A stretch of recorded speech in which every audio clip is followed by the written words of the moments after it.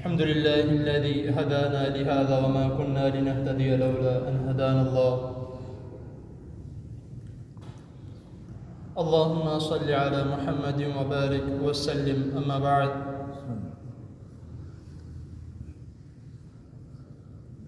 حضرات محترم،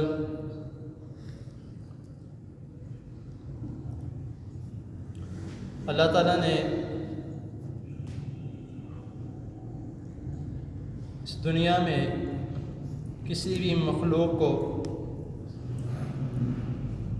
بے بنیاد پیدا نہیں کیا. اور اللہ تعالیٰ کی اتنی مخلوق ہے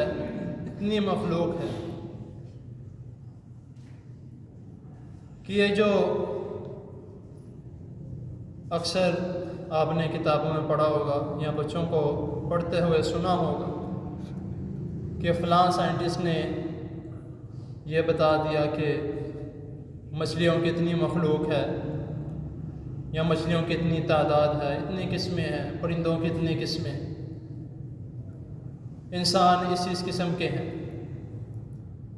یہ بس ان کے سمجھنے، ان کا حساب لگانا ہی کہ فلاں نے یہ حساب لگایا، اس کا یہ مناظرہ تھا، اس نے یہ کہہ دیا. لیکن یہ صرف اور صرف وہی ذات جانتی ہے جس نے پیدا کی کہ اللہ تعالیٰ نے کہاں کہاں کون کون سی ذات، کون کون سی مخلوق اللہ تعالیٰ نے پیدا کی. لیکن جتنی بھی مخلوق ہے، حیوانات، نباتات، جانور، پرندے، سمندری، جتنے بھی ہیں، سب سے بہترین اور سب سے اول درجہ جس کو دیا ہے وہ انسان. اللہ تعالیٰ نے 4 قسمیں اٹھا کے کہا ہے. بعض محدثین کہتے ہیں کہ جو لقد خلقنا ہے یہ 5ویں قسم، کیونکہ اس جگہ پہ 2 تاکیدیں ملائی گئی ہیں. تو یہ بھی جس جگہ پہ 2 تاکیدیں یا 3 تاکیدیں اکٹھی کی جائیں وہ بھی قسم کی بنیاد پر. خیر، اللہ تعالیٰ نے 4 قسمیں اٹھا کے کہا ہے کہ لقد خلقنا الانسان فی احسن تقویم، کہ اللہ تعالیٰ نے انسان کو بہترین سانچے میں بنایا، بہترین قسم کا، اور اس میں کوئی شک نہیں. آپ دیکھ لیں، اللہ تعالیٰ نے ہر کسی کو خوبصورت سے زیادہ خوبصورت بنایا. کوئی بندہ ایسا ہے جس کی عقل کی ہم کاپی نہیں کر سکتے، کوئی ہم سے زیادہ عقل والا ہے، کوئی ہم سے کم ہے. یعنی اللہ تعالیٰ نے جس کو جیسا سمجھا ہے، جو کچھ اللہ تعالیٰ کی توفیق سے اللہ تعالیٰ نے اس کو وہ دیا. اور پھر اب بات آتی ہے کہ جو اصل میرا موضوع ہے، جس پہ بات میں کرنا چاہتا ہوں، چند دن پہلے بھی کی تھی، کہ اللہ تعالیٰ جس کو چاہے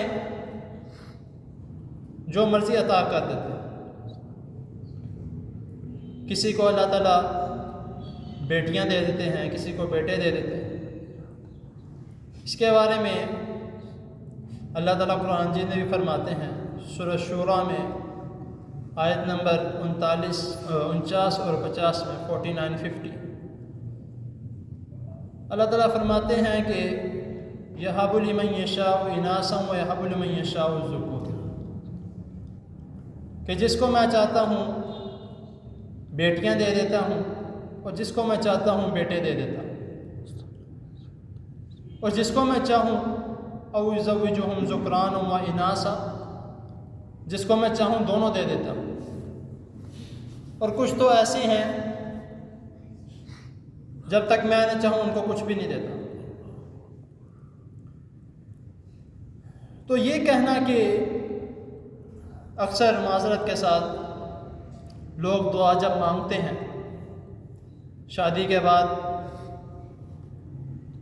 سب سے پہلی دعا یہی ہوتی ہے کہ اے اللہ مجھے بیٹا عطا فرما. بہت کم لوگ، اللہ ماشاءاللہ لوگ ایسے ہیں جو بیٹی کا ذکر کرتے ہیں کہ اے اللہ مجھے بیٹی عطا. ایک دفعہ پھر معذرت کے ساتھ، کیونکہ بیٹیوں کو بہت سے لوگ ایسے ہیں جو معیوب سمجھتے ہیں کہ بیٹیاں ہماری جو وراثت ہے، یہ ہمارے چلے جانے کے بعد جو ہم ترکہ چھوڑیں گے، اس کا وارث کون بنے گا، اس کو آگے کون چلائے گا؟ بیٹے تو ہوں گے، ان کے ہم مال وغیرہ دے کے ان کو چلے جائیں گے، اس دنیا سے رخصت کر جائیں گے، تو ہمارے پیچھے سے وہ بیٹے اس مال کو زیادہ سے زیادہ انویسٹ کریں گے، کوئی کاروبار شروع کریں گے، اگر کاروبار سنگل ہے اس کو ڈبل ٹرپل کر لیں گے، بیٹے بہت کچھ کر لیں گے، لیکن بیٹیاں وہ کیا کریں گے؟ وہ تو شادی کر کے اپنے گھر چلے جائیں گے۔ تو اور بھی بہت سی ایسی باتیں ہیں کہ لوگ بیٹیاں نہیں مانگتے۔ بیٹیاں کیوں نہیں مانگتے؟ یہ بھی کہتے ہیں کہ بیٹیوں کا خیال بہت رکھنا پڑتا ہے۔ بھئی اللہ تعالیٰ نے اولاد دی ہے، اور بہت ہی ایسے قسمت والے لوگ ہیں جن کو اللہ تعالیٰ بیٹیاں دیتے ہیں، ہر ایک کو نہیں اللہ تعالیٰ دیتے، بہت قسمت والے لوگ۔ اگر ہم بیٹیوں کو معیوب سمجھتے ہیں تو ہمیں یہ بھی سوچ لینا چاہیے کہ ہمارے پیارے نبی صلی اللہ علیہ وسلم کی بیٹیاں ہی تھیں، اور آپ نے ان کی کیسی دیکھ بھال کی۔ اور صرف اتنا ہی نہیں، جب وہ شادی شدہ ہو گئیں، جب واپس نبی کریم صلی اللہ علیہ وسلم کبھی ان کے پاس ملنے آیا کرتی تو رسول اللہ صلی اللہ علیہ وسلم بیٹھے ہی پیار نہیں دے رہے تھے، آپ اٹھ کے کھڑے ہو کے اپنے بیٹیوں کا استقبال کیا کرتے تھے کہ میری بیٹیاں آئی ہیں، میری لفتہ جگر آئی ہیں۔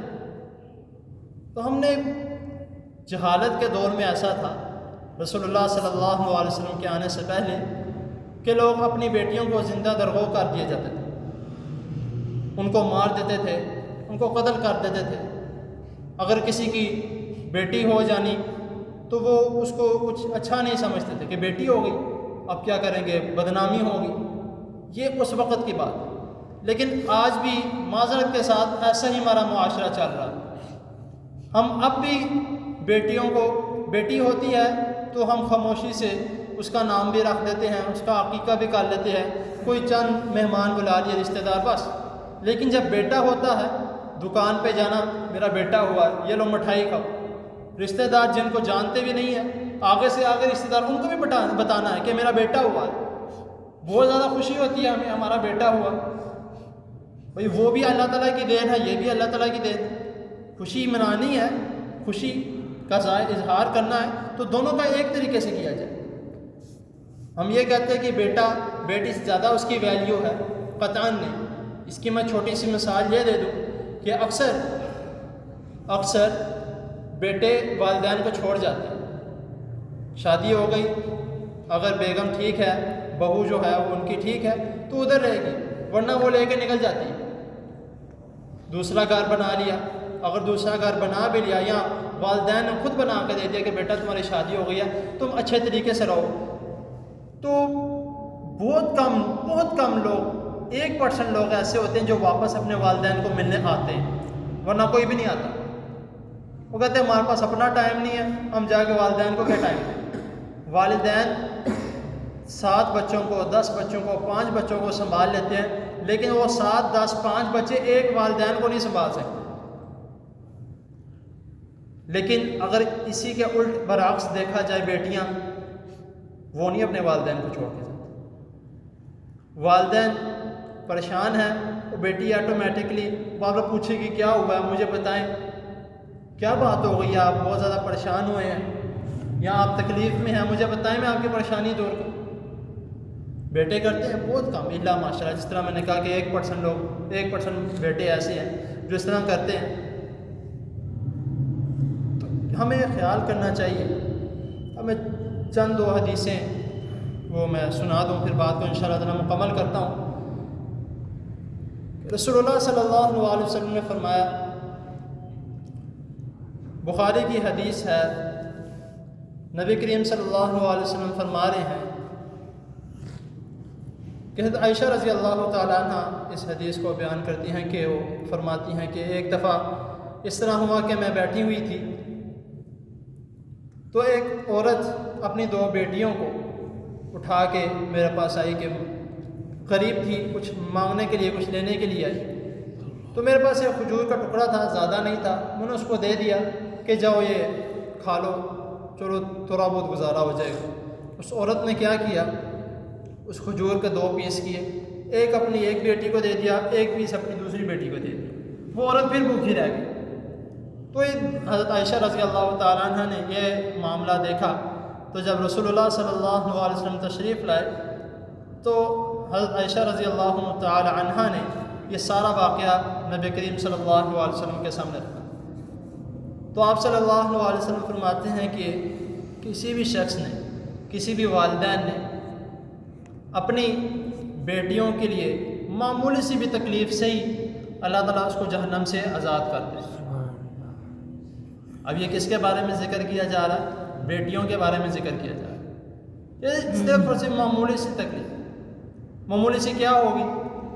وہ سوئی ہوئی ہے، اس کا پیشاب بیڈ پہ نکل گیا تو ماں نے اس کو اٹھا کے سائڈ پہ کر دیا، خود اس جگہ پہ لے گئی. چھوٹی سی تکلیف، صرف اس تکلیف سے جہنم سے آزاد ہو گئے. دوسری حدیث السلسلۃ الصحیحہ میں حدیث نمبر 1995 میں کہ رسول اللہ صلی اللہ علیہ وسلم فرماتے ہیں، یہ بھی صحیح حدیث ہے، کہ جس والدین نے یا جس شخص نے 3 بیٹیاں یا 3 بہنیں پائیں اور ان کا اچھے سے خیال رکھا، وہ جوان ہو گئی، ان کا اچھے سے نکاح کیا، ان کا تب بھی خیال رکھا، تو اس شخص کے لیے اللہ تعالیٰ نے جنت واجب کر دی. اب یہ معمولی سا کام ہے، ایک معمولی سا ہی کام ہے.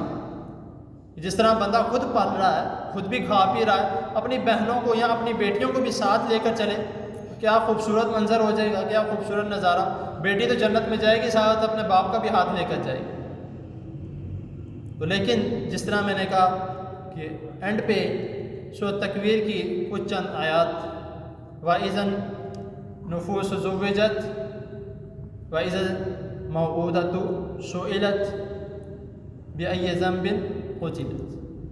یہ 3 آیتیں ایسی ہیں کہ جو ابھی چند دن پہلے جو واقعہ ہوا اس پر بیٹھتی ہیں. کہ اس آیت میں اللہ تعالیٰ فرما رہے ہیں کہ جس دن روحیں ان کے جسموں سے ملائی جائیں، اس دن وَإِذَا الْمَوْءُودَةُ سُئِلَتْ، جو بچیاں زندہ درگو کر دی گئی یا قتل کر دی گئی وہ اٹھائی جائیں گی. بِأَيِّ ذَنبٍ قُتِلَتْ، ان سے سوال کیا جائے گا کہ کیا تمہاری غلطی تھی، تمہاری کیا غلطی تھی جو تمہارے باپ نے یا تمہارے بھائی نے یا کسی نے بھی تمہیں زندہ درگو کر دیا یا تمہیں قتل کر دیا. وہ تب جواب دیں گے. پھر وہ والدین ہوں گے یا وہ بھائی ہوں گے یا جنہوں نے بھی ان کے ساتھ ایسا کام کیا وہ ہوں گے، اور جہنم کا گڑھا ہوگا اور ان میں پھینک دیا جائے گا. ان کے کچھ نہیں سنی جائے گی. کیوں؟ کیونکہ وہ نوملو بچیاں ہیں، وہ چھوٹی بچیاں ہیں. ان کو کس وجہ سے قتل کر دیا گیا کہ بیٹی ہوئی ہے.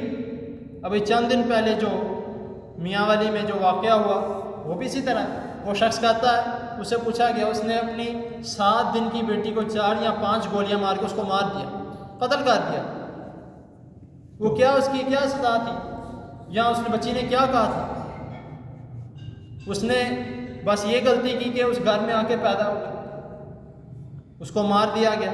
اس باپ سے معذرت کے ساتھ میں یہ کہوں گا کہ اتنا پتھر دل باپ تھا کہ اس سے پوچھا گیا، بھائی تم نے اس طرح کیوں کیا؟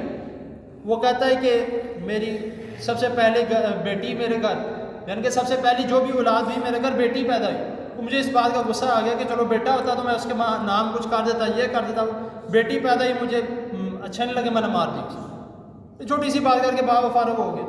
اب میں فیکٹری میں تھوڑا کام کر رہا تھا تو اس ٹائم یہ بات ہو رہی تھی، تو میں سے پوچھا گیا کہ حافظ صاحب مجھے یہ بتائیں کہ یہ جو بندے نے اس طرح کیا ہے تو اس کو کیا سزا ہوگی، یعنی کہ اس کے بارے میں کیا؟ میں نے کہا میرے حساب سے دنیا میں جو اس نے کیا اس کو لوگ کچھ بھی نہیں کہیں گے، یا ان کو اس کو گرفتار کیا گیا ہے اس کو سزا سنائیں گے، عمر قید سنا دیں گے، یا وہ چھوٹ کے پھر نکل جائے گا. کہتے نہیں آخرت میں کیا؟ میں کہا آخرت میں پھر چھتر تو پڑھیں گے اسے.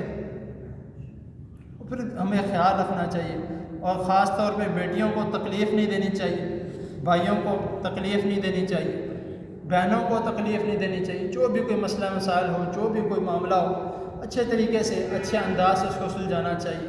باقی اللہ تعالیٰ کی حضور دعا ہے اللہ تعالیٰ ہماری سب بہنوں کو اور ایک مین بات یہ ہے کہ ہم اگر اپنی بیٹی کو یا اپنی بہن کو کچھ بولتے ہیں تو سب سے پہلے ہمیں یہ سوچ لینا چاہیے جس نے ہمیں پیدا کیا وہ بھی عورت تھی، وہ بھی کسی کی بہن یا بیٹی تھی۔ جو ہمارے بیوی ہے جس کے بدن سے اولاد ہوئی ہے وہ بھی ایک عورت ہے یا کسی کی بہن کسی کی بیٹی ہے، تو اس کو بھی قتل کر دو۔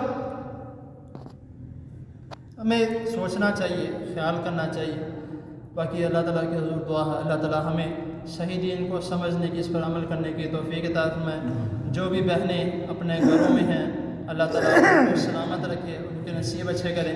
جو بیائی گئی ہیں اللہ تعالیٰ ان کو نیک صالحہ اولاد عطا فرمائے۔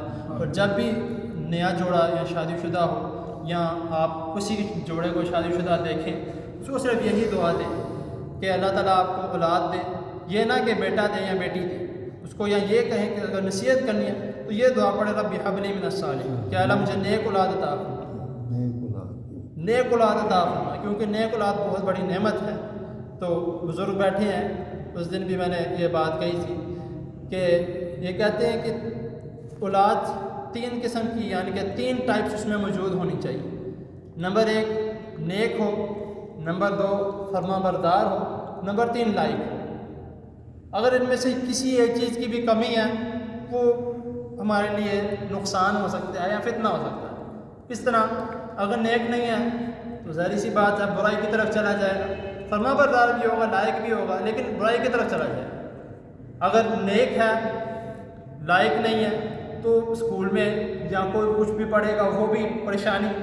اگر نیک اور لائق فرما بردار نہیں ہے تو والدین کے لیے پریشانی۔ تو اسی لیے جب بھی دعا کی جائے یہی دعا کی جائے، اے اللہ جو بھی اولاد عطا فرما آنکھوں کی ٹھنڈک ہو اور نیک ہو، صالح ہو۔ ربنا نبی کریم صلی اللہ علیہ وسلم نے کیوں فرمایا کہ یہ دعا اکثر مانگا کرو، ربنا هب لنا من ازواجنا وذریاتنا قرۃ اعین واجعلنا للمتقین۔ بس یہ مختصر سے دعا ہے۔ اللہ تعالیٰ بات تھوڑی لمبی ہو گئی، معذرت۔ تو اللہ تعالیٰ جو سنا جو اس نے اس کو سمجھنے کی، اس پر عمل کرنے کی توفیق عطا فرمائے۔ جزاک اللہ۔